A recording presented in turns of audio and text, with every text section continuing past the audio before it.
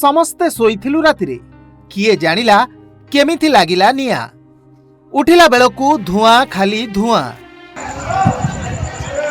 दर्शक बंधु रातिरे खाई पी निघोड़ निदरे शोई पड़िथिले समस्ते आउ अध रातिरे निद भांगिला परे देखिले घर भितरु बाहरुछि धुआं।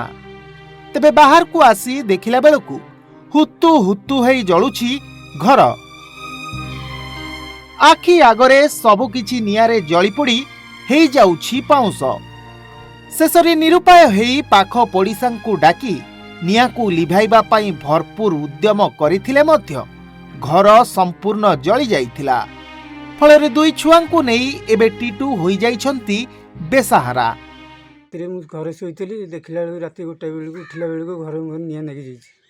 निआ केमती नागिला मुझे शोई पड़ी मुझे जानी उठला बेलू हठात देखला बेलू घर सारा सब धुआं हो जाइए। फिटेक आसी मो दादा को डाकिली दादा को डाक पछपटू गला बेलू सारे सब मो घर सारा सब धुआं हो निआ हो जाइए।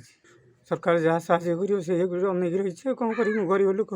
अच्छा एपर्यंत कहीं आसी ना आपको एठिकी ना कहीं आसी ना केवल फायर ऑफिस गले आसी कौन लेखा लिखी नहीं जाइए। किछि दिन तळे स्त्री को हराइथिले टीटू आउ आजी पुणी दैव तांकु देला एमिति दंड।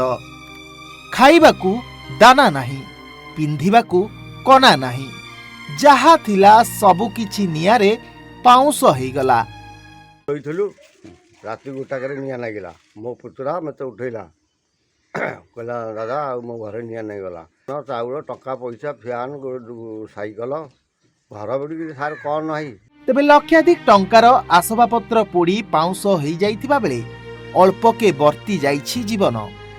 दर्शक बंधु अग्निकांडटी घटिछि कटक बांकी बांरा पंचायत रामचंडी ग्रामरे।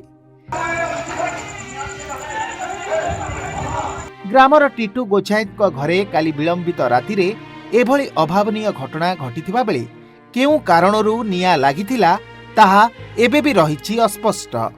सेपटे खबर पाई घटनास्थल रे अग्निशम बाहिनी कर्मचारी पहुंची निया को आयत करथिले फଳରେ निया अधिका व्यापी पारि नथिला। आ सेपटे बेसहारा बापा झियो एबे सरकारी सहायता को करिसंती अपेक्षा।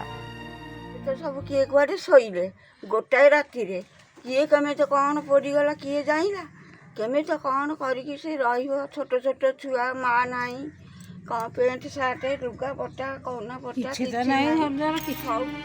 कटक बांकीरू मनोज पात्रंक रिपोर्ट ओडिशा भास्कर।